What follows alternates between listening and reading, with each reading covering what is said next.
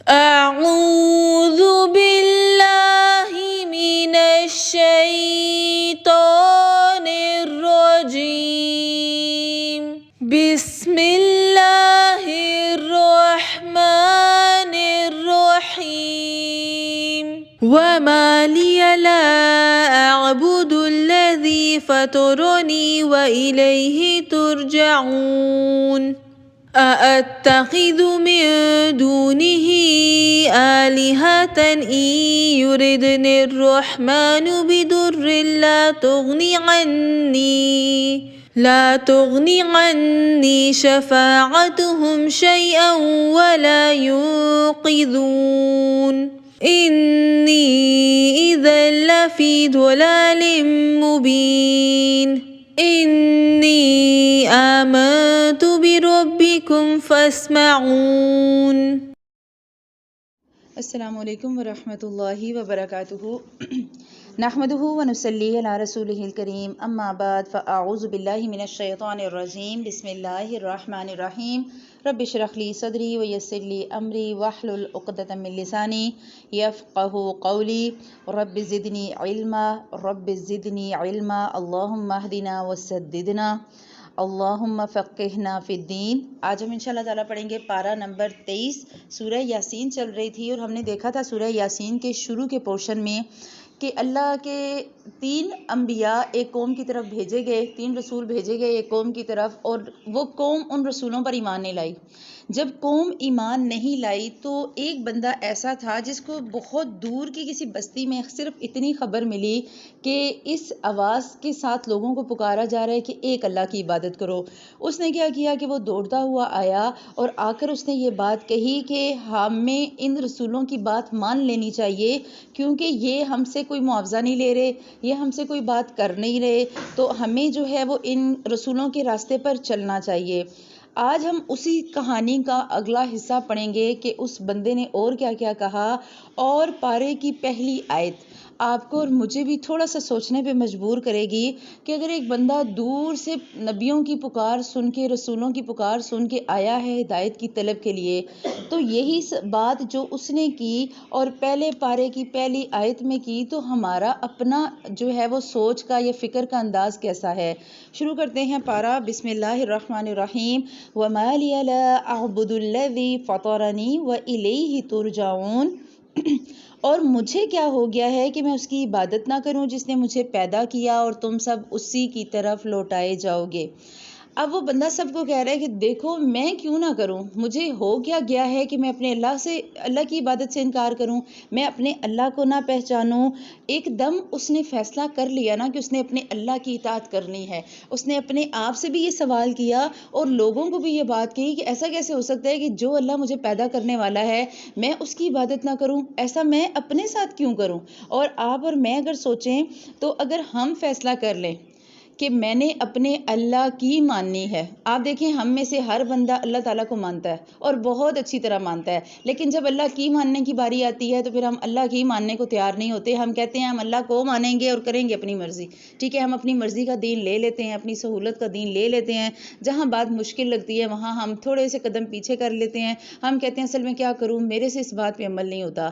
وہ بندہ کہہ رہا ہے، اور آج کے پارے کی پہلی آیت ہی اتنی پیاری کہ اپنے آپ سے آپ پر میں سوال کریں کہ مجھے کیا ہو گیا ہے، میرا یہ جو 6 فٹ کا جسم ہے، یہ جس ہستی نے مجھے دیا، جس نے مجھے پیدا کیا، جس نے مجھے اتنا اچھا اور خوبصورت انسان بنایا، میرے بولنے اور سننے اور شعور کی ایک ایک، ہم دیکھیں نا اپنی ایک ایک نعمت کو سامنے رکھیں تو پھر سوال واقعی ذہن میں آتا ہے کہ میں کیوں نہ اس اللہ کی تعریف کروں جس نے مجھے پیدا کیا، جس نے مجھے قوت گویائی دی۔ وہ اللہ جو میرے لیے اتنا کچھ کر رہا ہے تو میں اسی کی عبادت نہ کروں، میں ایسا کیوں کروں گا۔ اب دیکھیں کئی دفعہ ایسا ہوتا ہے کہ ہم دین کا کام اس لیے نہیں کرتے یا دین کی طرف اس لیے نہیں آتے، ہمارے پاس ایک نارمل سا عذر ہوتا ہے کہ میرے پاس وقت نہیں ہے۔ جس اللہ نے آپ کو اور مجھے وقت دے کر بھیجا، آپ دیکھیں 24 گھنٹے، اور 24 گھنٹوں میں ہمارے پاس لاتعداد وقت ہوتا ہے اگر ہم استعمال کرنا چاہیں۔ ایک عورت پہ ایک وقت ایسا آتا ہے کہ وہ صرف بچی جب ہوتی ہے تو اس نے کھیلنا کودنا ہے، اسکول جانا ہے اور ٹیوشن جانا ہے اور سپارہ جانا ہے. تھوڑی سی عمر بڑھتی ہے اور جوانی آتی ہے تو تھوڑی ماں کے ساتھ کوکنگ میں شروع ہو جاتی ہے ہیلپ، اور تھوڑا سا گھر کی صفائی ستھرائی میں. پھر جب بچی تھوڑی بڑی ہوتی ہے تو جہاں کالج یونیورسٹیاں ہوتی ہیں وہاں شادی کی فکر لگ جاتی ہے اور شادی ہو جاتی ہے. پھر وہی بچی اگر پڑھ رہی ہو تو وہ پڑھتی بھی ہے اور بچے بھی پیدا کرتی ہے، اور جب وہ پڑھ لیتی ہے تو وہ پھر نوکری بھی کرتی ہے اور بچے بھی پالتی ہے اور اپنے گھر کو بھی چلاتی ہے. اس کا مطلب ہے ایک عورت کر سکتی ہے اگر وہ چاہے. جو عورت اپنی شادی کے بعد 6 گھنٹے یونیورسٹی جا کے پڑھ سکتی ہے، اپنے بچے کو پیدا کرنے کے لیے 9 ماہ کی مشقت اٹھا سکتی ہے، وہ اگر چاہے تو اپنی قبر اور آخرت کا سامان بھی پیدا کر سکتی ہے. وہ اگر ہمارے گھر میں کسی مہمان نے آنا ہوتا ہے تو ہمارا جتنا مرضی وقت لگ جائے، ایک عورت جو گھر کی سربراہ ہوتی ہے، چاہے وہ بیٹی ہو، چاہے وہ بہو ہو، چاہے وہ بیوی ہو، اس نے ایک دن پہلے سارے انتظامات مکمل کر لینے ہوتے ہیں. اسے پتا ہوتا ہے وقت سے پہلے کھانا بن جانا چاہیے. آپ دیکھیں نا، جب ہم نے مہمانوں کو بلایا ہوتا ہے تو ہر عورت کی کوشش ہوتی ہے کہ مہمانوں کے آنے سے پہلے ضروری کام ہو جائے، اینڈ میں صرف دم لگانا ہے یا روٹی منگانی ہے تو چلو، تاکہ ہم مہمانوں کو بھی اچھا سا ٹائم دے دیں، سرونگ بھی اچھی ہو جائے. اگر ہم گھر میں مہمانوں کو بلا لیں اور مہمان آ کے بیٹھ جائے اور ہم کہیں ہاں آپ تو آ بھی گئے، مجھے تو یاد ہی نہیں رہا، یا مجھے پتا تھا مجھے ٹائم نہیں ملا کہ میں نے آپ کے لیے پکانا ہے، تو مہمان ایک ہی دفعہ آئے گا بیچارہ، دوسری دفعہ نہیں آئے گا. ہم جب زندگی کے ہر معاملے میں اتنے سگڑ ہو سکتے ہیں تو بحیثیت عورت اگر ہم چاہیں تو ہم اپنی زندگیاں بھی سنوار سکتے ہیں، ہم اپنی نسلیں بھی سنوار سکتے ہیں.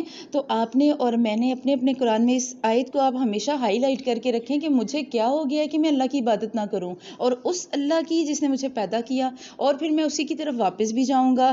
کیا میں اسے چھوڑ کر ایسوں کو معبود بناؤں کہ اللہ رحمان مجھے کوئی نقصان پہنچانا چاہے تو ان کی سفارش مجھے کچھ بھی نفع نہ پہنچائے اور نہ وہ مجھے بچا سکیں، اور پھر میں تو یقیناً کھلی گمراہی میں ہوں. میری سنو، میں تو سچے دل سے تم سب کے رب پر ایمان لا چکا. دیکھیں ایمان کس بندے کی حالت، وہ کہہ رہے ہیں میں انی آمنت بربکم فاسمعون، اے رسولو میں تو تمہارے رب پہ سچے دل سے ایمان لایا. اب اگر سچے دل سے ہم ایمان لاتے ہیں نا تو ایمان پھر تقاضا کرتا ہے عمل کا. اس بندے کے واقعے کے بارے میں آتا ہے کہ یہ ایمان لایا اور اس کے ایمان لانے پر اس کی قوم نے اسے قتل کر دیا، اور جیسے ہی قتل کیا گیا اگلی آیت اللہ سبحانہ و تعالیٰ کی طرف سے آئی قیل ادخلی الجنہ، اسے کہا گیا جنت میں چلے جاؤ.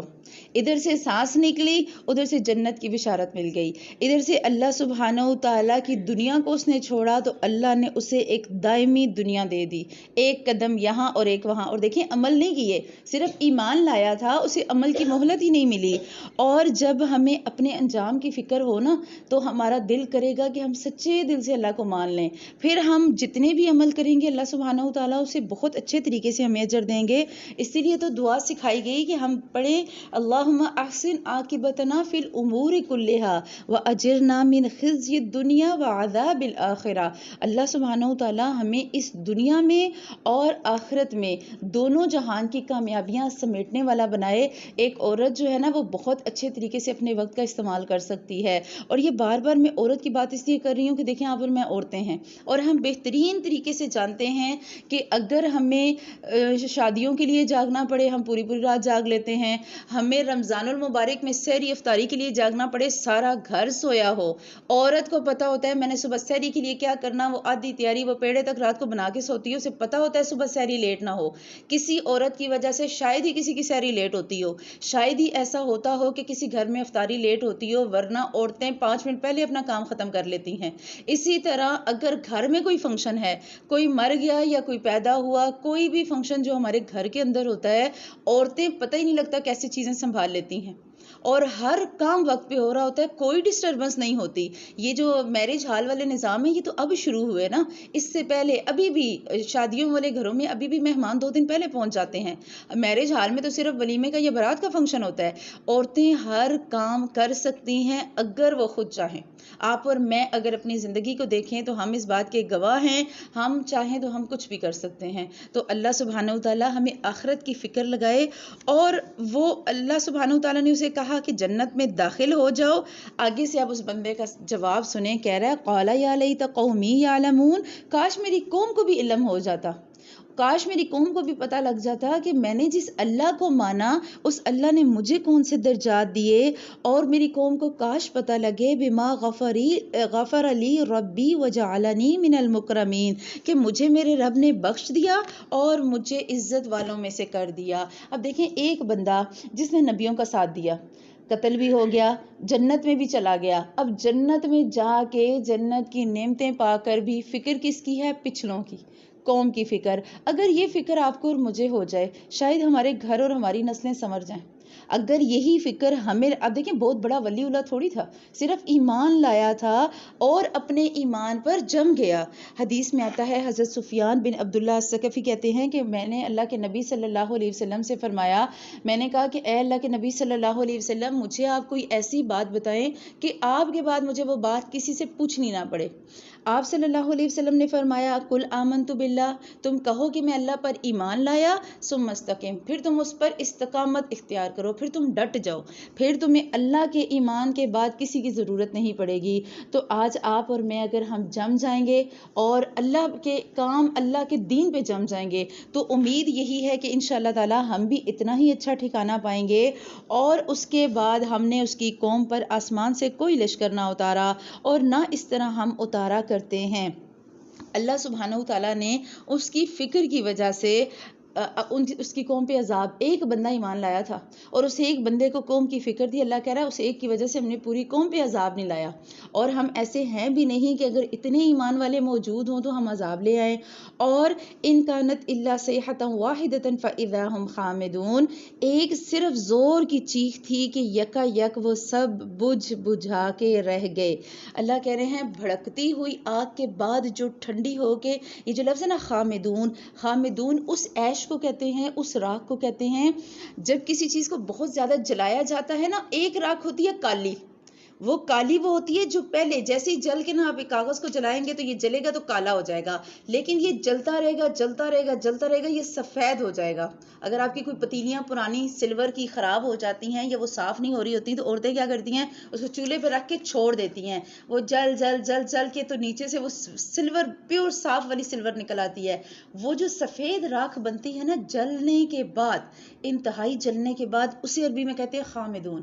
اللہ کہہ رہے ہیں ہم نے انہیں ایسی آگ دی، ایسی یکا یک چیخ دی کہ وہ سارے کے سارے ایسے ہو گئے جیسے بھڑکتی ہوئی آگ کو ٹھنڈا کرو تو جو سفید ایش ہوتی ہے، سفید راکھ ہوتی ہے، ہم نے انہیں اس طرح ختم کر دیا۔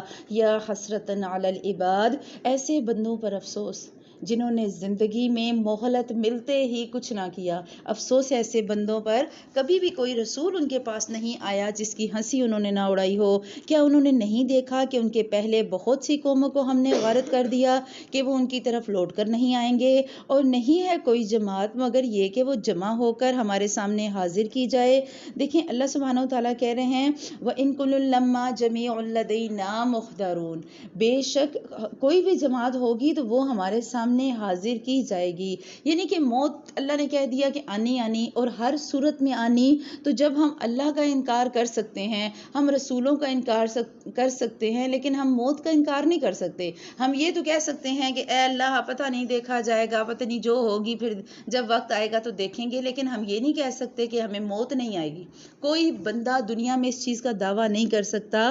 تو آپ کو اور مجھے سمجھنا ہے، اور اگلی آیت آپ کی اور میرے لیے ایسی نشانی کہ اگر انسان میں تھوڑا سا بھی تدبر ہو، انسان میں تھوڑی سی بھی عقل ہو، اللہ کہہ رہے ہیں کہ اور ان کے لیے ایک نشانی وہ خشک زمین ہے جس کو ہم نے زندہ کر دیا اور اس سے غلہ نکالا جس میں سے وہ کھاتے ہیں، اور ہم نے اس میں کھجوروں کے اور انگور کے باغات پیدا کر دیے، اور جن میں ہم نے چشمے بھی جاری کر دیے تاکہ لوگ اس کے پھل کھائیں، اور اس کو ان کے ہاتھوں نے نہیں بنایا۔ افلا یشکرون، پھر کیوں شکر گزاری نہیں کرتے؟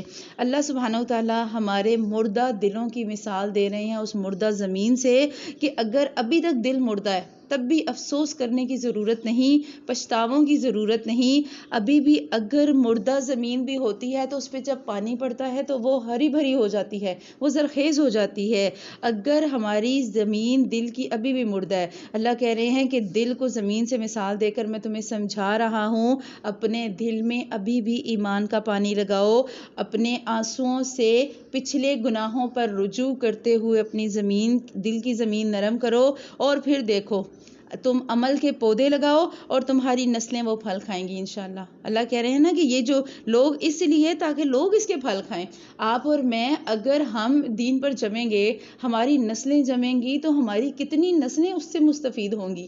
لیکن ہمیں سمجھنے کی ضرورت اور ہمیں اپنے دل کی زمین کو ایمان کا پانی لگانے کی ضرورت ہے، ہمیں اپنے آنسو دینے کی ضرورت ہے اور ہمیں رجوع کرنے کی ضرورت ہے۔ وہ اللہ تو وہ پاک ہے جس نے ہر چیز کے جوڑے پیدا کیے، خواہ وہ زمین کی اگائی ہوئی چیزیں ہوں، خواہ ان کے نفوس ہوں، خواہ وہ چیزیں ہوں جنہیں یہ جانتے بھی نہیں۔ دنیا کی ہر چیز جوڑا جوڑا ہے، اور دیکھیں جب تک جوڑا نہیں ہوگا مقصد پورا ہی نہیں ہوتا۔ آپ دیکھیں دنیا ہے تو آخرت بھی ہوگی، ٹھیک ہے، اگر جنت ہے تو جہنم ہوگی، جیسے شوہر ہے تو بیوی ہے تو شوہر ہے۔ اللہ کہہ رہا ہے ساری چیزیں جوڑا جوڑا ہیں، اور سزا اگر ہے تو جزا بھی ہوگی۔ اللہ سبحانہ و تعالی ہمیں سمجھا رہے ہیں، اور ایک نشانی یہ ہے جس سے ہم دن کو کھینچ دیتے ہیں تو وہ یکا یک اندھیرے میں رہ جاتے ہیں، اور سورج کے لیے جو مقررہ راہ ہے وہ اسی پر چلتا رہتا ہے۔ یہ ہے مقرر کردہ غالب با علم اللہ تعالیٰ کا، اور چاند کی ہم نے منزلیں مقرر کر رکھی ہیں یہاں تک کہ وہ لوٹ کر پرانی ٹہنی کی طرح ہو جاتا ہے۔ شروع میں کیسا ہو جاتا ہے چاند؟ جب چاند نکلتا ہے اس وقت کتنا چھوٹا ہوتا ہے، وہ بڑھتے بڑھتے بڑھتے گول 14ویں کا خوبصورت چاند، اور پھر گھٹتے گھٹتے گھٹتے پھر ٹہنی کی طرح۔ اللہ کہہ رہے ہیں لا شمس ینبغی لها ان تدرک القمر، نہ تو آفتاب کی یہ مجال ہے کہ چاند کو پکڑے، نہ رات دن پر آگے بڑھ جانے والی ہے، اور سب کے سب آسمان میں تیرتے پھرتے ہیں۔ اور ان کے لیے ایک نشانی یہ بھی ہے کہ ہم نے ان کی نسل کو بھری ہوئی کشتی میں سوار کیا، اور ان کے لیے اسی جیسی اور چیزیں پیدا کی جن پر یہ سوار ہوتے ہیں، اور اگر ہم چاہتے تو انہیں ڈبو دیتے، پھر نہ تو کوئی ان کا فریاد رس ہوتا، نہ ہی وہ بچائے جاتے، الا رحمتا منا ومتاعا الی حین، لیکن ہم اپنی رحمت سے کرتے ہیں اور ایک مدت تک انہیں فائدہ دے رہے ہیں۔ اللہ سبحانہ و تعالیٰ کہہ رہے ہیں رحمت ہے میری کہ میں تمہیں سمندروں میں بھی چلاتا ہوں اور خشکی میں بھی بچاتا ہوں، اور ان سے جب کبھی کہا جاتا ہے کہ اگلے پچھلے گناہوں سے بچو تاکہ تم پر رحم کیا جائے، اور ان کے پاس تو ان کے رب کی نشانیوں میں سے کوئی نشانی ایسی نہیں آتی جس سے یہ بے رخی نہ برتتے ہوں، اور جب ان سے کہا جاتا ہے کہ اللہ تعالیٰ کے دیے ہوئے میں سے کچھ خرچ کرو تو یہ کافر ایمان والوں کو جواب دیتے ہیں کہ ہم انہیں کیوں کھلائیں جنہیں اگر اللہ تعالیٰ چاہتا تو خود کھلا پلا دیتا، تو تم ہی کھلی گمراہی میں ہو۔ وہ کہتے ہیں کہ یہ وعدہ کب ہوگا، سچے ہو تو بتاؤ۔ آپ دیکھیں ان کا دل نہیں کرتا، اللہ تعالیٰ کہہ رہے ہیں ان کا دل نہیں کرتا کہ جب انہیں کوئی کام کہا جاتا ہے، انہیں کہا جاتا ہے کہ اللہ کے دیے ہوئے میں سے خرچ کرو، تو یہ کافر ہیں، وہ یہ بات کہتے ہیں کہ اللہ نے کھلانا ہوتا اللہ ہی کھلا دیتا، اچھا اس پہ رحم کرنا ہوتا اللہ ہی کر دیتا۔ دیکھیں انسان کی فطرت ہے، اپنے اوپر تو بہت سے خرچے کر لیتا ہے۔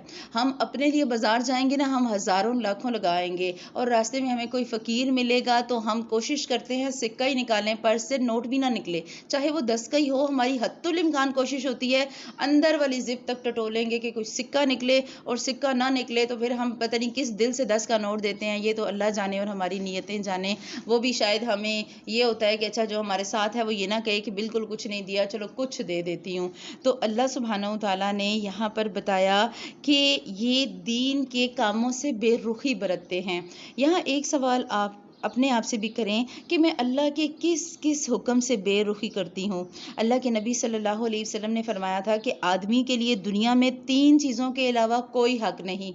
نمبر 1، اتنی مقدار کا کھانا جس سے اس کی جو ہے وہ کمر سیدھی رہے۔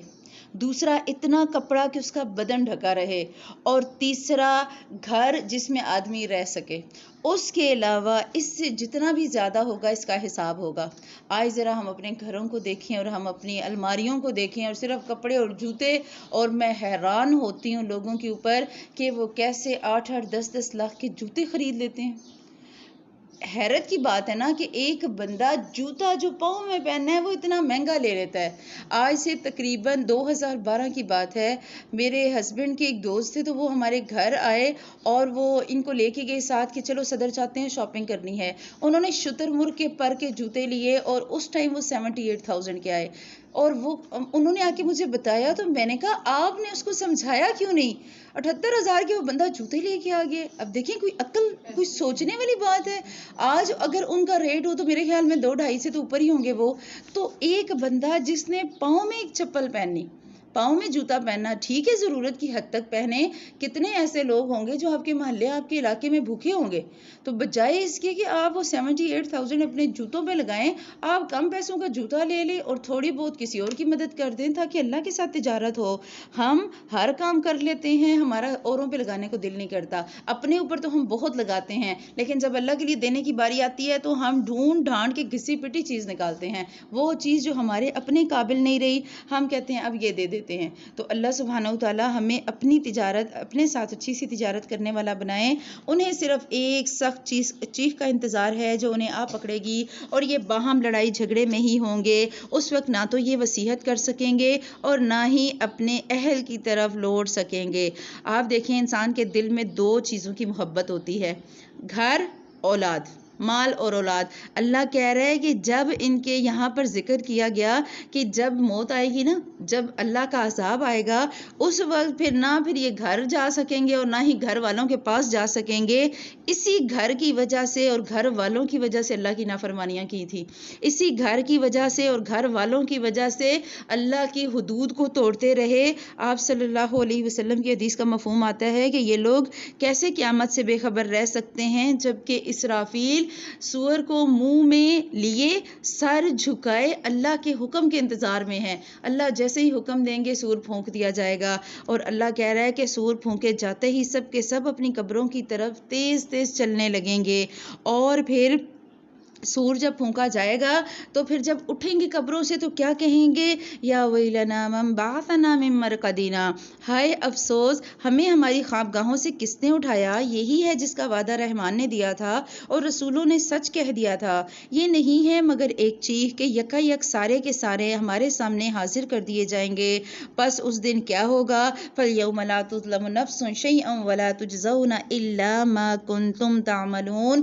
پس آج کسی شخص پر کچھ بھی ظلم نہ کیا جائے گا اور تمہیں نہیں بدلہ دیا جائے گا مگر صرف انہی کاموں کا جو تم کیا کرتے تھے. اللہ کے نبی صلی اللہ علیہ وسلم نے فرمایا تھا کہ آج تک کسی شخص نے اس سے بہتر دعا نہیں مانگی، اور اگر آپ دعا سنیں اور دعا یاد کر لیں تو بہت اچھا ہے.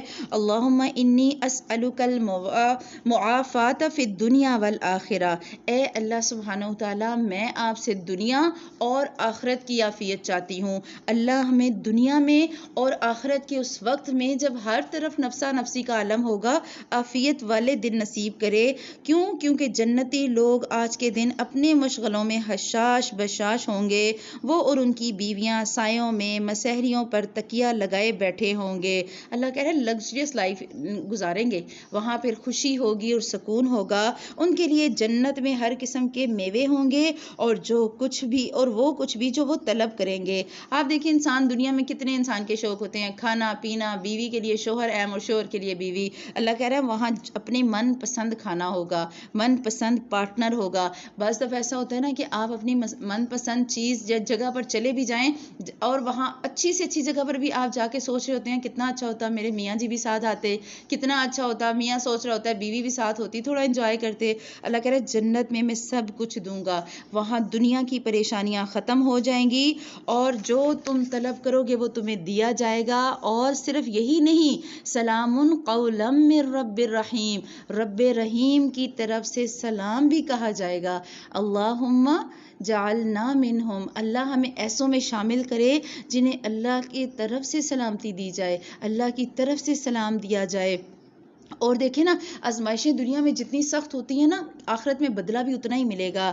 حضرت انس کہتے ہیں کہ اللہ کے نبی صلی اللہ علیہ وسلم نے فرمایا کہ آزمائش جتنی سخت ہوتی ہے اس کا بدلہ بھی اتنا ہی بڑا ہوتا ہے. تو اگر دنیا میں ہم پر آزمائش آ بھی رہی تو صبر کرنا. اور اس دن پھر گناہ گاروں کے لیے حکم دیا جائے گا وَامْتَازُوا الْيَوْمَ أَيُّهَا الْمُجْرِمُونَ، اے گناہ گارو آج تم الگ ہو جاؤ. اے اولاد آدم، کیا میں نے تم سے قول و قرار نہیں لیا تھا کہ تم شیطان کی عبادت نہ کرنا؟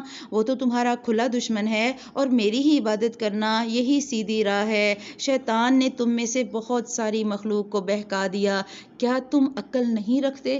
کیا تمہیں خود سمجھ نہیں آتی؟ کیا دنیا میں آپ دیکھیں، دنیا میں تو ہم یہ کہہ دیتے ہیں کہ اچھا پھر دیکھیں گے. اللہ تو پوچھے گا میں نے تمہیں عقل دی تھی، شعور دیا تھا، تمہیں سمجھ نہیں آئی، تمہیں پتہ نہیں لگا کہ میں نے اللہ کی عبادت کرنی ہے. اور پھر کہا جائے گا یہی ہے وہ دوزخ جس کا تمہیں وعدہ دیا جاتا تھا. اپنے کفر کا بدلہ پانے کے لیے آج اس میں داخل ہو جاؤ. اليوم نختم على افواههم وتكلمنا ايديهم وتشهد ارجلهم بما كانوا يكسبون. ہم آج کے دن ان کے منہ پر مہریں لگا دیں گے. یہ جو لفظ ہے نا نختم، یہ خاتمے سے ہے. آپ لوگ ختم جیسے ہم کہتے ہیں نا ختم شد یا خاتمہ، کسی بھی چیز کو جب آپ بالکل ٹائٹ کر دیتے ہیں، ایئر ٹائٹ یا سیل، ایلفی لگا لیں آپ، اس کے اوپر سمت بونڈ لگا لیں، آپ کچھ بھی لگا لیں، ٹیپ لگا لیں، کوئی بھی چیز جس سے بالکل بند ہو جائے. اللہ کہہ رہے ہیں ہم ان کے منہ بند کر دیں گے. وہ جو دنیا میں کہتے تھے نا وقت آئے گا اور دیکھا جائے گا، اور اللہ اتنا بھی ظالم نہیں ہے. اللہ کہہ رہے ہیں اس دن منہ بند کر دیں گے اور ان کے ہاتھ ہم سے باتیں کریں گے. ہاتھ بتائیں گے انہوں نے فلاں فلاں جگہ جو ہے وہ غلط کاریاں کی. پاؤں بولیں گے اور پاؤں گواہیاں دیں گے جو وہ کام کرتے ہیں. ایک دفعہ ایک لمحے کے لیے سوچیں اگر میری زبان بند ہو جائے. آپ دیکھیں دنیا میں تو کبھی ہماری زبانوں کو کوئی لگام دے ہی نہیں سکا. ہماری زبانیں وہ واحد ہستیاں ہیں ہمارے لیے جو کبھی بند نہیں ہوتی. دنیا ادھر کی ادھر ہو جائے اور زبان کبھی بند نہ ہو. تو اللہ کہہ رہا ہے جن کی جب میں زبانیں بند کر دوں گا تو سوچو کیا ہوگا. آپ دیکھیں نا زبانیں بند ہیں، آپ اور میں کیسے انکار کریں گے جب ہاتھ بول رہے ہیں، جب پاؤں بول رہے ہیں. اور آگے ہم پڑھیں گے کہ انسان کہے گا تو میرا جسم ہے، تجھے کیا ہو گیا ہے؟ اور وہ کہے گا کہ بِأَنَّ رَبَّكَ أَوْحَىٰ لَهَا، مجھے میرے رب نے وحی کی ہے. بھائی میں تو اپنے اللہ کا تابعدار ہوں. ہاتھ بھی بولے گا، آپ کی آنکھیں بھی بولیں گی، دل بھی بولے گا. اللہ سبحانہ وتعالیٰ آپ اور میں جب اللہ کے سامنے جائیں گے نا تو اللہ سبحانہ وتعالیٰ دعا یہ کریں کہ بغیر حساب کے جنت میں لے جائے. کیونکہ جب حساب لے لیا جائے گا پھر یہاں پر مشکل. تو ہمیں جب تابعداری کرنی ہے اللہ کی تو صرف دل سے نہیں کرنی. ہم نے اپنے ہاتھوں کو بھی غلط کاریوں سے روکنا ہے، ہم نے اپنے پاؤں کو بھی. ہم اللہ تعالیٰ تو وہ بھی نوٹ کریں گے اور وہ بھی ہمیں دکھائیں گے جو ہم نے موبائل پہ کسی کو غلط ٹیکسٹ کیا ہوگا. موبائل پہ ایک غلط کیا ہوا میسج انگلیاں بول پڑیں گی، وہ بتا دیں گی. آپ بے شک میسج کر کے ڈیلیٹ کر دیں، کسی کو نہ پتا چلے. ہم بے شک اسے آرچیو کر دیں، ہم ڈیلیٹ کر بھی دیں گے تو اللہ کے ہاں تو وہ ریکارڈ ہو جائے گا. اللہ تعالیٰ اس کے بارے میں پکڑیں گے. اللہ کہہ رہے ہیں اگر ہم چاہتے تو ان کی آنکھیں بے نور کر دیتے، پھر یہ رستے کی طرف دوڑتے پھرتے، لیکن انہیں کیسے دکھائی دیتا. اگر ہم چاہتے تو ان کی جگہ پر ہی ان کی صورتیں مسخ کر دیتے، پھر نہ وہ چلتے پھرتے اور نہ ہی وہ لوٹ سکتے. اللہ سبحانہ وتعالیٰ کہہ رہے ہیں میں چاہتا میں مسخ کر دیتا. ذرا مسخ کو سمجھیں. اگر یہاں سے ایسے کوئی چونٹی جا رہی ہے، آپ اس پہ ہاتھ رکھ کے اس کو ایسے کر دیں. آپ کا کروچ جا رہا ہے آپ کے کچن میں اور آپ جوتا لیتی ہیں اور پھٹک مار دیتی ہیں، مسخ ہو جاتا ہے نا، اس کا کچھ بھی نہیں بچتا. اللہ کہہ رہا ہے ہم چاہتے ہم اس کا ایسا حشر دنیا میں کر دیتے. اگر اللہ نے مہلت دی ہے، اللہ کہہ رہا ہے پھر مجھے یاد کر لو، فائدے میں رہو گے. کیوں؟ اس دن سے پہلے کہ تمہارے لیے آسانی ہو. اور پھر کیا ہوگا؟ وَمَن نُعَمِّرْهُ نُنَكِّسْهُ فِي الْخَلْقِ أَفَلَا يَعْقِلُونَ، اور جسے ہم بوڑھا کرتے ہیں اس سے پیدائشی حالت کی طرف پھر الٹ دیتے ہیں. کیا پھر وہ سمجھتے نہیں ہیں؟ آپ دیکھیں اللہ تعالیٰ کہہ رہے ہیں دنیا کی ویلیو کیا ہے. حدیث میں آتا ہے اللہ کے نزدیک دنیا کی جو اہمیت ہے وہ مچھر کے پر سے بھی زیادہ نہیں. اللہ سبحانہ وتعالیٰ کے نزدیک دنیا کی کوئی اہمیت نہیں. آپ کی اور میری کہاں ہوگی؟ ہم دنیا میں لوگوں کی واہ واہ سمیٹنے کے لیے تو بڑا کچھ کر رہے ہوتے ہیں. لوگ ہمیں کہیں جی واہ آپ تو بہت ہی چیز ہیں، تو بہت ہی بڑا کچھ ہیں. اللہ تعالیٰ کہہ رہے ہیں میرے حساب سے تم کچھ بھی نہیں ہو. میں نے تمہیں پیدا کیا، پھر ایک وقت آتا ہے کہ میں تمہیں بوڑھا کر دیتا ہوں. اور دیکھیں جب انسان بوڑھا ہوتا ہے نا تو بعض دفعہ بڑھاپے میں آپ کی جو سیانہ پن اور عقل ہوتی ہے نا وہ ساری آہستہ آہستہ ختم ہو جاتی ہے. انسان بھولنے لگتا ہے، انسان چیزیں بھول جاتا ہے، انسان بچوں والی حرکتیں شروع کر دیتا ہے. اسی لیے دعا کی جاتی ہے کہ اللہ تعالیٰ ہمیں رذیل عمر کی طرف نہ پلٹائے. ہم سب نے مرنا ہے، اللہ سے ہمیشہ دعا کیا کریں اے اللہ تو مجھے اس کسل والی عمر پہ لے جانے سے پہلے ہی دنیا سے لے جانا، کیونکہ ہمیں نہیں پتا کہ اس عمر میں پھر ہمارے ہوش و حواس کیسے ہوں گے. پھر ہم آپ دیکھیں نا، ایک ینگ بندہ ہے، اب سمپل سی بات کرنے لگی ہوں، ایک ینگ بندہ ہے، فرض کریں آپ اور میں، ہم کسی محفل میں بیٹھے ہوں گے اور ایک جسم کا نارمل سا کام، انسانی جسم ہوا خارج کرتا ہے. ہم جب سمجھدار ہوتے ہیں تو ہمیں اگر ایسی حاجت اپنے جسم کی محسوس ہو رہی ہو، ہم اٹھ کے سائڈ پہ ہو جاتے ہیں. اس کے مقابلے میں اگر ایک بوڑھا بندہ، آپ کسی کی دادا یا دادی یا کسی بوڑھے کو دیکھیں، اس بیچارے کے اٹھنے سے پہلے اتنی اونچی آواز آتی ہے کہ سارے بچے اور بڑے ہنس پڑتے ہیں. یہ حقیقت ہے، ہمارے ساتھ یہ ہوتا ہے اس وقت، اور وہ کہتے ہیں کیا ہو گیا، یہ سارے ہی کرتے ہیں، میں کون سا نیا کر رہا ہوں یا میں کون سا نہیں کر رہی ہوں. تو عمر کے اس حصے میں کچھ چیزیں عقل کی وجہ سے، عقل کی اللہ تعالیٰ اس شعور کو آہستہ آہستہ کم کر دیتے ہیں. تو جب باقی چیزیں، جب آپ کی یہ جلد مرجھانا شروع ہو جاتی ہے، یہ جلد لٹک سکتی ہے، اسی طرح آپ کی عقل بھی تھوڑی تھوڑی کم ہونا شروع ہو جاتی ہے. اللہ سبحانہ و تعالیٰ ہمیں اس حالت میں لے جانے سے پہلے ہی دنیا سے لے جائیں، تاکہ جب ہم دنیا سے جائیں ہم پورے شعور کے ساتھ جائیں.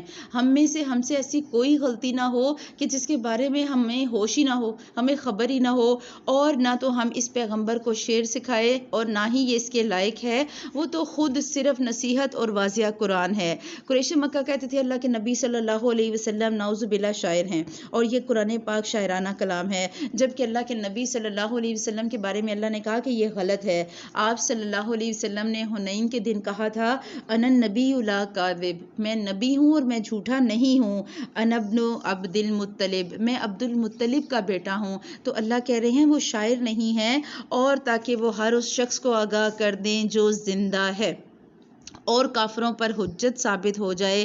کیا وہ دیکھتے نہیں ہیں کہ ہم نے اپنے ہاتھوں کی بنائی ہوئی چیزوں میں سے ان کے لیے چوپائے بھی پیدا کر دیے جن کے یہ مالک ہوئے، اور ان مویشیوں کو ہم نے تابع فرمان بنا دیا ان کا، جن میں سے بعض تو ان کی سواریاں ہیں اور بعض کا یہ گوشت کھاتے ہیں، انہیں ان سے اور بھی بہت سے فائدے ہیں اور پینے کی چیزیں، کیا پھر بھی یہ شکر ادا نہیں کریں گے.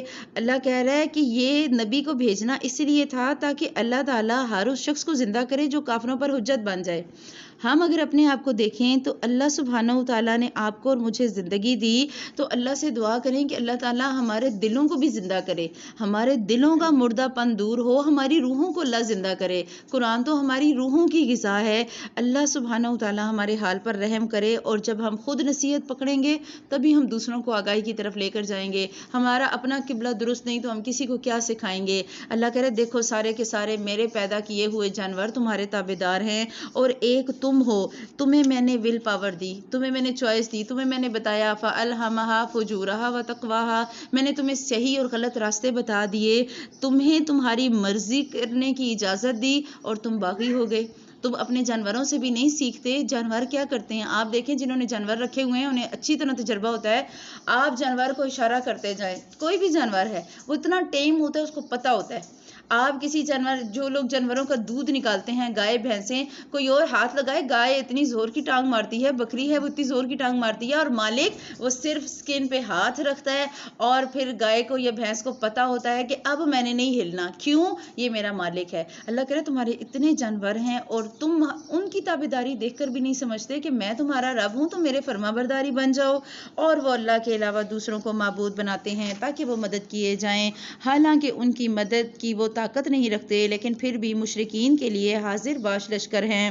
بس آپ کو ان کی بابت غمناک نہ کریں، ہم ان کی پوشیدہ اور اعلانیہ سب باتوں کو بخوبی جانتے ہیں. پوشیدہ اور اعلانیہ سب باتوں کو بخوبی جانتے ہیں.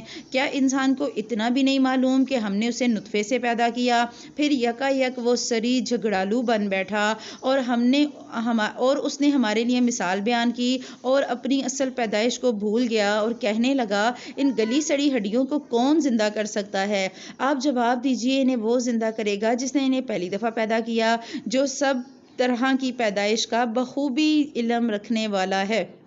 آپ دیکھیں ہوتا کیا ہے کہ اللہ سبحانہ و تعالیٰ کہہ رہے ہیں کہ جب میں ایک دفعہ پیدا کر سکتا ہوں تو میرے لیے دوبارہ پیدا کرنا مشکل نہیں ہے. اور ہم یہ بات اچھی طرح سے جانتے ہیں کہ پہلی دفعہ چیز بنانی مشکل ہوتی ہے. آپ دیکھیں جب شروع میں آپ نے یا میں نے ہم بچپن کی سوچیں، ہم نے جب شروع میں روٹی بنانی شروع کی تھی تو کتنی ٹیڑھی میڑھی، کبھی ایک نقشہ بن رہا ہے، کبھی دوسرے ملک کا بن رہا ہے، اور وقت نے اتنا پختہ کر دیا کہ اب پتہ ہوتا ہے کہ روٹی گول ہی بنتی ہے. اللہ کہہ رہا ہے میں نے پہلی دفعہ پیدا کر لیا، دوسری دفعہ میرے لیے کیا مشکل ہے، میں پیدا کروں گا. ایک واقعہ حدیث میں آتا ہے کہ ایک شخص نے مرتے وقت وصیت کی. اس نے کہا کہ میرے مرنے کے بعد اسے جلا کر اس کی راکھ کو سمندر میں اور آدھی راکھ کو تیز ہوا والے دن خشکی میں اڑا دیا جائے. اللہ سبحانہ و تعالیٰ نے اس کی ساری راکھ کو جمع کیا، اسے زندہ کیا اور اس سے پوچھا تم نے ایسا کیوں کیا؟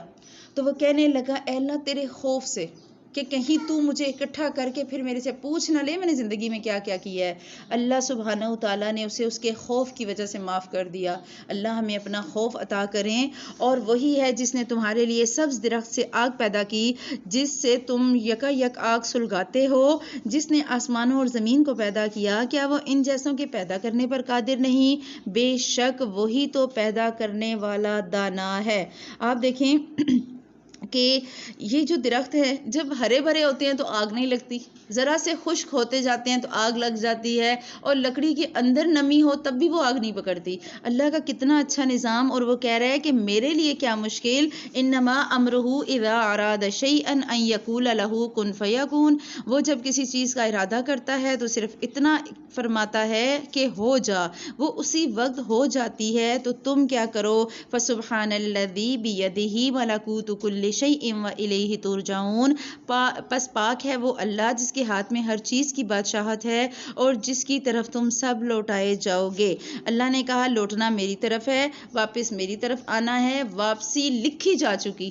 ہر صورت میں تم نے پلٹنا ہی پلٹنا ہے، تو چلو اب تیاری کر لو. تو آپ اور میں، ہمارا بھی کام ہے ہم تیاری کر لیں. ہم نے اس پارے کی شروع کی آیت پڑھی تھی کہ مجھے کیا ہو گیا کہ میں اللہ کو نہ مانوں. اللہ آخر میں کہہ رہا ہے دیکھو میری طرف لوٹائے جاؤ گے نا، اس سوال کو یاد رکھنا کہ میری طرف اگر آنا ہے تو تمہیں کیوں نہیں تم نے تیاری کی فکر کی. ہم نے اگر اپنے میکے جانا ہوتا ہے تو ہم مہینہ پہلے کپڑے لے کے، سلائی کر کے، تیاری کر کے، ایون عورتیں تو بیگ بھی پیک کر کے رکھتی ہیں. کیوں؟ گھر پہننے والے کپڑے الگ ہیں اور جو امی کے گھر لے کے جانے وہ الگ ہیں. مہینہ پہلے سے بیگ تیار ہوتے ہیں اور آخر وقت میں تو صرف وہی چیزیں رکھی جاتی ہیں جو تازی کسی بچے کا دودھ یا پیمپر، بس باقی ساری تیاری ہم نے پہلے سے کی ہوتی ہے. اگر ہم اپنی امی سے محبت کی وجہ سے میکے کی اتنی تیاری کرتے ہیں تو اللہ تو اس سے تو ہمیں محبت ہے، اور اگر ہمیں محبت ہے تو ہم نے اس محبت کے حساب سے تیاری کرنی ہے. آخرت کے بیگ پیک میں ہر وہ چیز رکھیں کہ جب وہاں ضرورت پڑے تو ہمارے بیگ سے نکلے. عورتوں کی کوشش کیا ہوتی ہے، مرد پوچھتے ہیں نا اتنا کچھ کیوں لے کے جا رہی ہو، عورتیں کہتی ہیں آپ کو نہیں پتا، وہاں جب ضرورت پڑے گی تو اوروں سے مانگتی رہوں گی، اچھا پھر بھابھی سے مانگوں گی، اچھا پھر بھائیوں کو کہوں گی لا کے دے، آپ مجھے لا کے دے. عورتیں ساری پوری تیاری کے ساتھ جاتی ہیں نا، حالانکہ سگی ماں کے گھر جا رہی ہوتی ہیں. تو یہی حال آپ نے اور میں نے، اگر ہمیں اپنے اللہ سے محبت ہے تو ہم پوری تیاری کے ساتھ جائیں. وہاں اگر کمی ہو گئی نا پھر ہمارے لیے پچھتاوا ہے. وہاں تو پھر لا کے دینے کے لیے بھائی اور بھابیاں بھی نہیں ہوں گی. وہاں تو پھر کوئی نہیں ہوگا جو کہے گا چلو لے آتے ہیں ہم لا دیتے ہیں. نہیں، وہاں ہر بندہ اپنے اعمال کے ساتھ ذاتی طور پہ جائے گا. آگے شروع ہو رہی ہے سورہ صافات، اور سورہ صافات مکی سورت ہے. 182 آیات ہیں، 5 رکوع ہیں. بسم اللہ الرحمن الرحیم. شروع میں فرشتوں کی کچھ صفات بتائی گئیں اور اللہ سبحانہ و تعالیٰ نے قسم کھائی ہے کون سے فرشتوں کی. بسم اللہ الرحمن الرحیم. والصافات صفا فالزاجرات زجرا فالتالیات ذکرا ان الہکم لواحد. قسم ہے صف باندھنے والے فرشتوں کی، پھر پوری طرح ڈانٹنے والوں کی، پھر ذکر اللہ کی تلاوت کرنے والوں کی. یقیناً تم سب کا معبود اللہ ہے. آسمانوں اور زمین اور ان کے درمیان کی تمام چیزوں اور مشرقوں کا وہی رب ہے. ہم نے آسمان دنیا کو ستاروں کی زینت سے آراستہ کیا اور حفاظت کی سرکش شیطان سے. عالم بالا کے فرشتوں کی باتوں کو سننے کے لیے وہ کان بھی نہیں لگا سکتے، بلکہ ہر طرف سے وہ مارے جاتے ہیں بھگانے کے لیے، اور ان کے لیے دائمی عذاب ہے. مگر جو کوئی ایک آدھ بات اچک لے بھاگے تو فوراً ہی اس کے پیچھے دہکتا ہوا شعلہ لگ جاتا ہے. ان آیات میں بات ہوئی کہ اللہ سبحانہ و تعالیٰ نے بتایا کہ اللہ تعالیٰ نے ستارے صرف دنیا کی، آسمان دنیا کی زینت کے لیے نہیں بنائے. آپ دیکھیں ریت ریت کے ذرے کم ہیں، ستارے زیادہ ہیں. اللہ کہہ رہے ہم نے صرف ایک تو اس لیے بنائے کہ تمہارے لیے خوبصورتی ہو، دوسرا اس لیے بھی بنائے تاکہ ہم قرآن کی اور وحی کی حفاظت کریں. جب جنات یا شیاطین جاتے ہیں نا سننے کے لیے کوئی بھی غیب کی خبر، آسمان کی طرف جاتے ہیں تو فرشتے انہیں وہ ستارہ مارتے ہیں اور پھر ہمیں وہ نظر آتا ہے جسے ہمارے ہاں کہتے ہیں ٹوٹا ہوا تارا. اور ٹوٹا ہوا تارا دیکھو تو کیا کرو جی، کوئی وش مانگو، یہ تو وشنگ سٹارز ہیں. یہ غلط ہے. قرآن کہہ رہا ہے وہ تو شیطانوں کو بھگانے کے لیے فرشتے مارتے ہیں. تو ہم نے اپنے بچوں کو یہ بات ضرور بتائیے گا، کیونکہ ہمارے بچے انڈین ڈرامے دیکھ دیکھ کے نا ان کے ذہن میں آگے اچھا یہ وشنگ سٹار ہے، چلو وہ جا رہا ہے تارا ٹوٹا ہوا، اب دعا مانگ لو، جو دعا مانگو گے پوری ہوگی. اور وہ یہ بھی کہتے ہیں کہ یہ ٹوٹا ہوا تارا ان کے ماں یا باپ میں سے کوئی ہے اور وہ ان کو دیکھنے کے لیے یا ملنے کے لیے سامنے آیا. تو ہم نے یہ ساری چیزیں اپنے بچوں کو بتانی تاکہ ان کے ذہن صاف ہوں. پھر ان کافروں سے پوچھو تو کہ آیا ان کا پیدا کرنا زیادہ دشوار ہے یا ان کا جنہیں ہم نے ان کے علاوہ پیدا کیا؟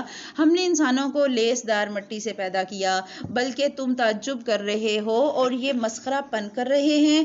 اور جب انہیں نصیحت کی جاتی ہے یہ نہیں مانتے، اور جب کسی معجزے کو دیکھتے ہیں تو مذاق اڑاتے ہیں اور یہ کہتے ہیں کہ یہ تو کھلم کھلا جادو ہی ہے. کیا جب ہم مر جائیں گے اور خاک اور ہڈیاں ہو جائیں گے کیا ہم سچ مچ اٹھائے جائیں گے؟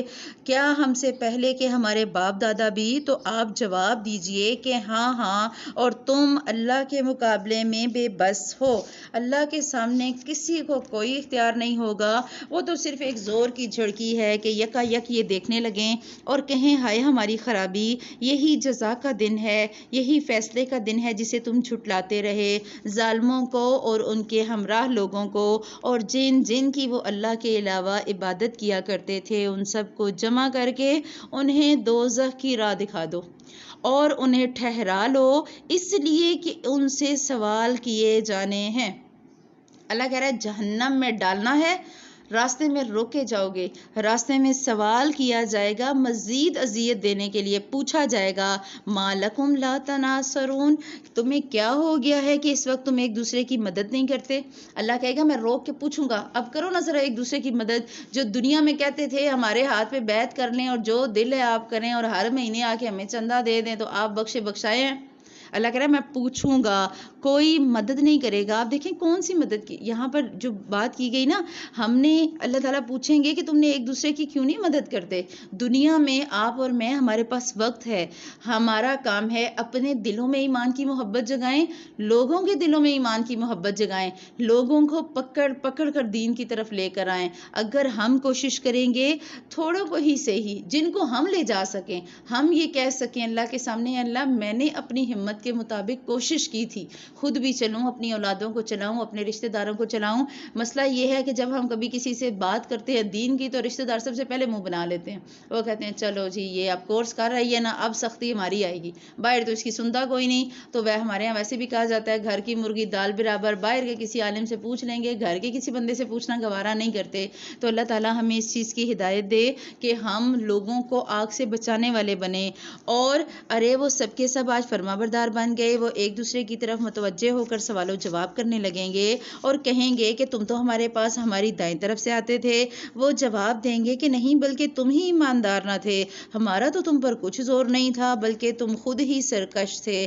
اب تو ہم سب پر ہمارے رب کی یہ بات ثابت ہو چکی کہ ہم عذاب چکھنے والے ہیں، پس ہم نے تمہیں گمراہ کیا، ہم تو خود بھی گمراہ ہی تھے. آپ دیکھیں آج ہمارا دل کیا کرتا ہے، ہم دوسروں کو دیکھتے ہیں، ہم کہتے ہیں میں کپڑا فلاں کی طرح پہنوں، میں جوتے فلاں کی طرح پہنوں، اچھا میں چلوں اس کی طرح، اور میں تیار ہوں تو میں فلاں کی طرح لگوں. اللہ کہہ رہا ہے قیامت والے دن کہیں گے جن کے لائف سٹائل اپناتے تھے نا، جن کے طریقے پہ چلتے تھے، وہ سب آپس میں یہی کہیں گے کہ ہم تو خود گمراہ تھے، ہم تمہیں سیدھے راستے پر کیا لے کر آتے، ہم تو خود دنیا کی رنگینیوں میں کھوئے ہوئے تھے، ہم تمہیں کیسے ہدایت دیتے.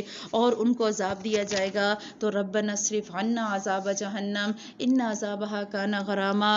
اللہ سبحانہ وتعالی ہمیں جہنم کے عذاب سے بچائے. آج کے دن تو عذاب میں شریک ہیں. ہم گناہگاروں کے ساتھ اسی طرح کیا کرتے ہیں. یہ وہ لوگ ہیں کہ جب ان سے کہا جاتا ہے کہ اللہ کے علاوہ کوئی معبود نہیں تو یہ سرکشی کرتے ہیں اور کہتے ہیں کیا ہم اپنے معبودوں کو ایک دیوانے شاعر کی بات پر چھوڑ دیں؟ نہیں بلکہ نبی تو حق لائے ہیں اور سب رسولوں کو سچا جانتے ہیں. یقیناً تم دردناک عذاب کا مزہ چکھنے والے ہو. اور وما تجزون الا ما کنتم تعملون، تمہیں اسی کا بدلہ دیا جائے گا جو تم کرتے تھے، سوائے کس کے؟ الا عباد اللہ المخلصین، مگر اللہ تعالیٰ کے خاص اور برگزیدہ بندے۔ یہاں عباد الصالحین کی خصوصیات آ رہی ہیں۔ اللہ کے برگزیدہ بندے کون؟ جنہوں نے اپنی زندگی اللہ کے حکم کے مطابق گزاری، جنہوں نے اللہ اور اس کے نبی کی سنت کے مطابق تمام کام کیے۔ وہ کون ہیں؟ اولئک لہم رزق معلوم، انہی کے لیے مقررہ روزی ہے اور ہر طرح کے میوے اور باعزت اور اکرام ہوں گے، نعمتوں والی جنتوں میں، تختوں پر ایک دوسرے کے سامنے بیٹھے ہوں گے اور جاری شراب کے جام کا ان پر دور چل رہا ہوگا جو صاف، شفاف اور پینے میں لذیذ ہوگی، نہ اس سے سر درد ہوگا اور نہ ہی اس کے پینے سے وہ بہکیں گے، اور ان کے پاس نیچی نظروں والی اور بڑی بڑی آنکھوں والی حوریں ہوں گی، ایسی جیسے چھپائے ہوئے انڈے۔ جنتی ایک دوسرے کی طرف رخ کر کے پوچھیں گے، ان میں سے ایک کہنے والا کہے گا میرا ایک ساتھی تھا جو مجھ سے کہا کرتا تھا کہ کیا تو قیامت کے آنے کا یقین کرنے والوں میں سے ہے؟ کیا جب کہ ہم مر کر مٹی اور ہڈی ہو جائیں گے کیا اس وقت ہم جزا دیے جانے والے ہیں؟ اور کہے گا تم چاہتے ہو تو جھانک کر دیکھو، اور جھانکتے ہی اسے بیچوں بیچ جہنم میں جلتا ہوا دیکھے گا اور کہے گا واللہ قریب تھا کہ تو مجھے بھی برباد کر دے، اگر میرے رب کا احسان نہ ہوتا تو میں بھی دوزخ میں حاضر کیے جانے والوں میں ہوتا۔ اب دیکھیں یہاں تک کی جو کنورسیشن ہے نا، اللہ تعالیٰ کہہ رہے ہیں کہ جب جنتی جنت پہ جائیں گے تو ان کا حال کیا ہوگا؟ انہیں آمنے سامنے تختوں پہ بٹھایا جائے گا۔ ہم جب بھی کہیں بیٹھتے ہیں نا اور کسی کے ساتھ بات کرنے لگتے ہیں تو ہم کیا کہتے ہیں؟ منہ میری طرف رکھو، میری طرف منہ کر کے بات کرو۔ اکثر ہوتا ہے نا، آپ جب کسی کو دیکھ رہے ہوتے ہیں تو جو فیس کا یا آنکھوں کا انٹریکشن ہوتا ہے، جو آنکھوں کا آپ فزیکلی جب کسی کے ساتھ بات کر رہے ہوتے ہیں تو جب تک آپ سامنے ایک دوسرے کو دیکھ نہ لیں بات کا وہ مزہ یا تاثیر نہیں آتی۔ جنت میں بھی یہی ہوگا۔ اور پھر جب شراب پلائی جائے گی تو نہ پھر اس سے وامٹنگ ہوگی اور نہ پھر ہینگ اوور ہوگا۔ دنیا کی شراب پی کے تو لوگ جو ہے وہ عقل و حیا کھو بیٹھتے ہیں نا۔ اللہ کہہ رہے ہیں جنت میں عقل و حیا پر حملہ وہ نہیں کرے گی، نہ ہی وہاں کوئی اور نقصان ہوگا، اور پھر جوڑے بھی ہوں گے، میاں کے لیے خوبصورت بیوی اور بیوی کے لیے خوبصورت شوہر ہوگا، اور پھر جنت والے ایک دوسرے سے بات کریں گے اور کہیں گے اچھا تمہیں یاد ہے میری فلاں سہیلی تھی، وہ اس کو وہ مانتی نہیں تھی، وہ کہتی تھی اچھا دیکھا جائے گا، کہاں گئی وہ؟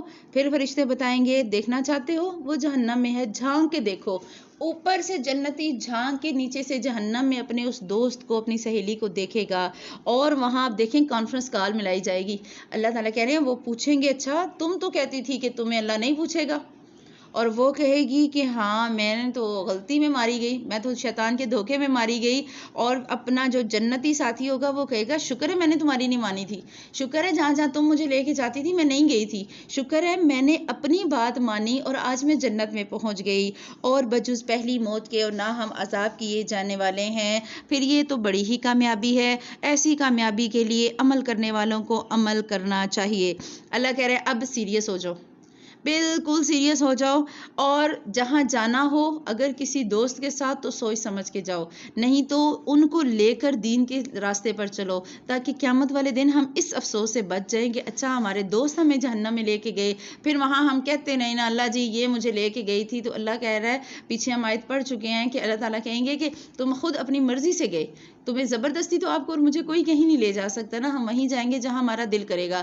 جیسے کل انہوں نے بتایا کہ مجھے آفر دی گئی کہ آؤ آپ شاپنگ کے لیے، تو میں نہیں گئی کیونکہ میرا دورہ قرآن مس ہو جائے گا۔ تو دیکھیں آفر تو آئے گی، لیکن آفر کو ایکسیپٹ کرنا یا ریجیکٹ کرنا ہمارے بس میں ہے۔ ہم مان لیں گے ہم شیطان کے قدموں میں چلے جائیں گے، ہم نہیں مانیں گے تو ہم رحمان کی طرف پلٹ آئیں گے، اور اگر رحمان کی طرف آئیں گے تو یہ سودا زیادہ اچھا ہے۔ اللہ تعالیٰ ہمیں ایسی ہی میزبانی والوں میں اور مہمانی والوں میں بنائے، اور ایسی کامیابی کے لیے عمل کرنے والوں کو عمل کرنا چاہیے۔ کیا یہ مہمانی اچھی ہے یا پھر زقوم کا درخت جسے ہم نے ظالموں کے لیے سخت آزمائش بنا رکھا ہے؟ بے شک وہ رخت جہنم کی جڑ میں سے نکلتا ہے جس کے خوشے شیطانوں کے سروں جیسے ہوتے ہیں، جہنمی اسی درخت میں سے کھائیں گے اور اس سے پیٹ بھریں گے۔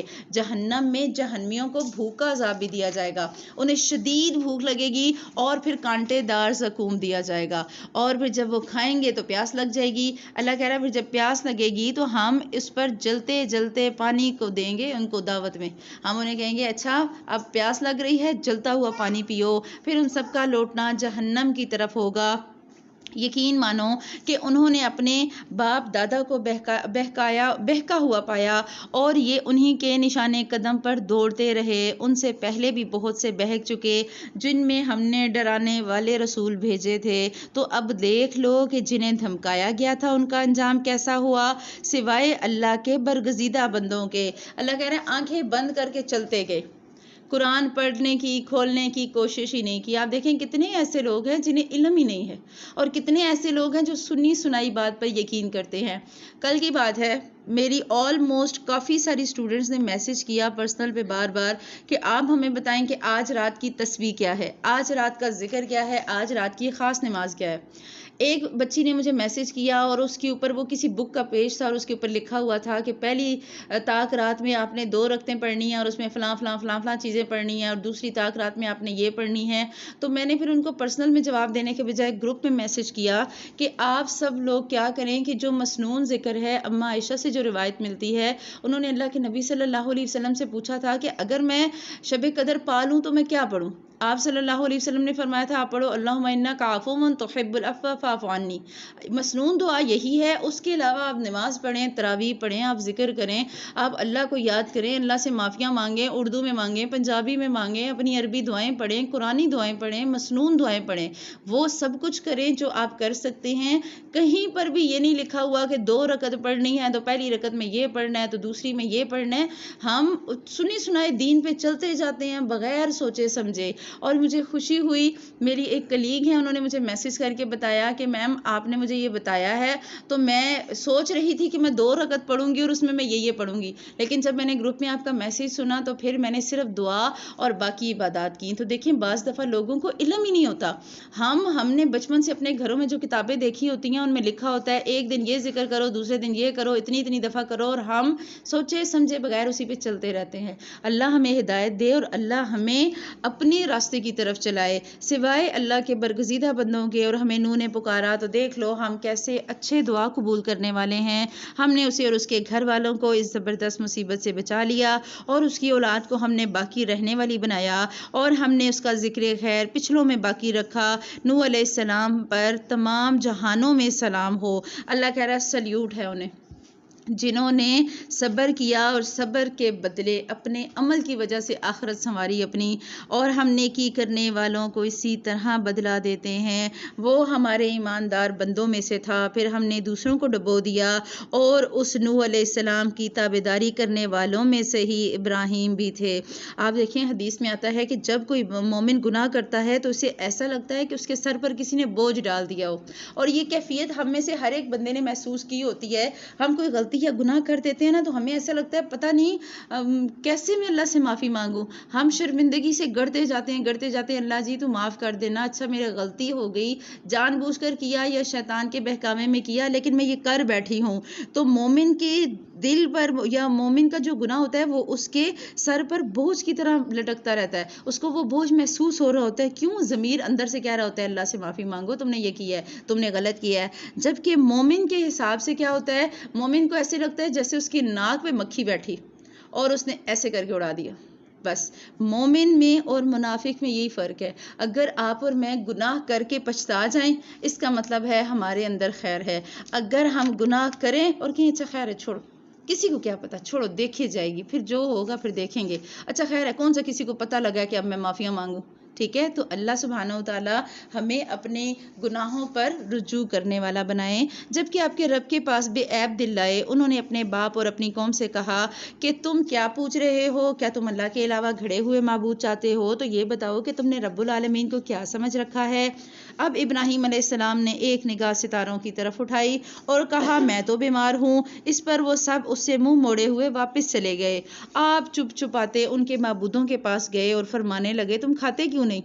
دیکھیں ایک بندہ جو شرک کے ماحول میں ہے، ایک ایسا بچہ جو بتوں کی پوجا دیکھ رہا ہے، وہ کہہ رہے ہیں کہ میں چھپ چھپا کر وہ گئے۔ اللہ کہہ رہا ہے ابراہیم بتوں کے پاس گئے اور سوال کر رہے ہیں بتاؤ ذرا تم بولتے کیوں نہیں؟ اچھا مجھے جواب تو دو نا, مجھے کوئی رپلائی تو کرو, تمہیں کیا ہو گیا ہے کہ تم بات نہیں کرتے؟ پھر تو پوری قوت کے ساتھ دائیں ہاتھ سے انہیں مارنے پر پل پڑے, پھر انہیں مارنے لگ پڑے, بولو ہی بولو, جواب دو. اور تو آپ نے فرمایا تم انہیں پوچھتے ہو جنہیں تم تراشتے ہو, یعنی کہ قلب سلیم تھا نا, تو انہوں نے عقل سلیم سے سوچا کہ کیسے ہو سکتا ہے کہ ایک چیز جسے ہم اپنے ہاتھوں سے بناتے ہیں وہ ہماری معبود کیسے ہو سکتی ہے, ایسی جن کی ہم حفاظت کرتے ہیں وہ ہمارے خدا کیسے ہو سکتے ہیں. اور وہ کہنے لگے اس کے لیے ایک مکان بناؤ اور اسے دہکتی ہوئی آگ میں ڈالو. انہوں نے تو اس ابراہیم کے ساتھ مکر کرنا چاہا, لیکن ہم نے انہی کو نیچا دکھا دیا. اور اس ابراہیم نے کہا میں تو ہجرت کر کے اپنے رب کی طرف جانے والا ہوں, وہ ضرور میری رہنمائی کرے گا. اور اے میرے رب, دعا کی, رب ہب لی من الصالحین, اے میرے رب مجھے نیک بخت اولاد عطا فرما. اور ہم نے اسے ایک بردبار بچے کی بشارت دی. پھر جب وہ بچہ اتنی عمر کو پہنچا کہ اس کے ساتھ چلے پھرے, تو ابراہیم نے کہا میرے پیارے بچے, میں خواب میں اپنے آپ کو تجھے ذبح کرتے ہوئے دیکھ رہا ہوں, اب تم بتاؤ کہ تمہاری کیا رائے ہے. باپ بیٹے کی دوستی دیکھیں, نبی تھے اور نبیوں کے خواب ہمیشہ سچے ہوتے ہیں. انہوں نے خواب دیکھا کہ وہ اپنے بیٹے کو ذبح کر رہے ہیں, اور اللہ سبحانہ وتعالیٰ نے انہیں 90 سال کی عمر میں اولاد دی.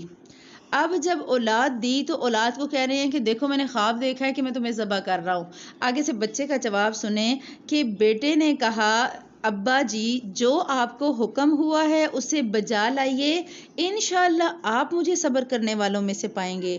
آپ دیکھیں ان کی جگہ ہمارا کوئی بچہ ہوتا, اپنے بچوں کو سوچیں ذرا, بچہ کیا جواب دیتا, اچھا آپ تو چاہتی ہی ہیں کہ مجھے مار ڈالیں, آپ کے تو بس میں ہو تو آپ تو میرا گلا ہی دبا دیں, آپ کو تو میں ویسے ہی اچھی نہیں لگتی, آپ تو ہوتی تو آپ میرے ساتھ یہ کرتی تو وہ کرتی.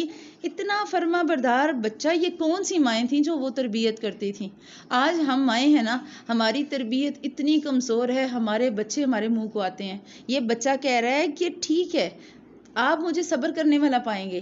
آپ اور میں اگر دیکھیں ہمارے بچوں کو صرف نماز, ایکسٹرا نماز تراویح پڑھنی پڑ جائے, بچے سمجھتے ہیں پتہ نہیں ماں نے کون سا بڑا ظلم کر دیا آج ہم پہ کہ تراویح پڑھے بغیر سونا نہیں ہے, ٹھیک ہے. اور بچے ماں کو نا وہ نماز تو پڑھ ہی لیتے ہیں, کتنا دل میں برا سمجھتے ہوں گے اللہ ہی جانے, یہ اللہ ان کے دل کے حال جانے. اللہ ہماری اولادوں کو بھی اتنا ہی نیک اور فرما بردار کرے, لیکن پیچھے تربیت ماں کی ہے.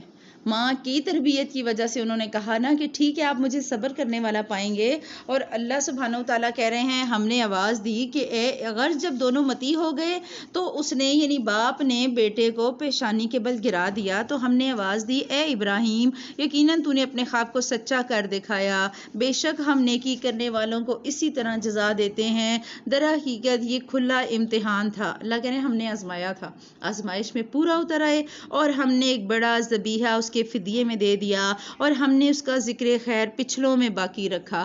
آج تک ہم قربانی کیوں کرتے ہیں؟ حضرت اسماعیل علیہ السلام کی اسی ذبیحہ کے یاد میں, اور ابراہیم پر سلام ہو, ہم نیکوکاروں کو اسی طرح بدلہ دیتے ہیں. بے شک وہ ہمارے ایماندار بندوں میں سے تھا, اور ہم نے اس کو اسحاق نبی کی بشارت دی جو صالح لوگوں میں سے ہوگا, اور ہم نے ابراہیم اور اسحاق پر برکتیں نازل فرمائیں, اور وہ ان دونوں کی اولاد میں بعض تو نیک بخت ہیں اور بعض اپنے نفس پر صریح ظلم کرنے والے ہیں. آپ دیکھیں اللہ سبحانہ وتعالیٰ نے قربانی مانگی, قربانی لی نہیں. اللہ نے قربانی مانگی ضرور, یہ جب دینے پہ راضی ہو گئے تو اللہ نے اس کی جگہ مینڈا دے دیا, ذبیحے کی جگہ اللہ نے کہا تمہاری قربانی قبول ہو گئی. بعض دفعہ ہمارے ساتھ زندگی میں ایسا ہوتا ہے, اللہ سبحانہ وتعالیٰ ہمیں آزمانے کے لیے ہم پر کوئی نہ کوئی آزمائش ڈال دیتے ہیں. اگر ہم اس میں ثابت قدم ہوں تو اللہ تعالیٰ ہمیں اس میں سے ایک دم نکال بھی لیتے ہیں. ہمیں سمجھ بھی نہیں آتی کہ ہماری وہ مشکل کیسے ختم ہو گئی. بعض دفعہ ہم دل نہیں رکھتے نا, ہم اللہ کی اطاعت پہ دل نہیں رکھتے. اگر ہم ابراہیم علیہ السلام کا یہ طرز عمل دیکھ کے دل رکھ لیں, اے اللہ میں تیرے دیے گئی اس آزمائش پہ کھڑی ہوں ابراہیم کی طرح. اللہ سبحانہ وتعالیٰ جیسے اسماعیل کی جگہ مینڈا آ گیا تھا, اللہ ہماری اس آزمائش کے بدلے یقین رکھیں کہ اچھا نعم البدل دے دیں گے. بس ہمیں اس استقامت کی ضرورت ہے, اور اس دل کی جو ابراہیم علیہ السلام کا تھا. اللہ ہمیں ویسا دل نصیب کرے. اور یقیناً ہم نے موسیٰ اور ہارون پر بھی بہت احسان کیا, اور انہیں اور ان کی قوم کو بڑے دکھ سے نجات دی, اور ان کی مدد کی تو وہی غالب رہے.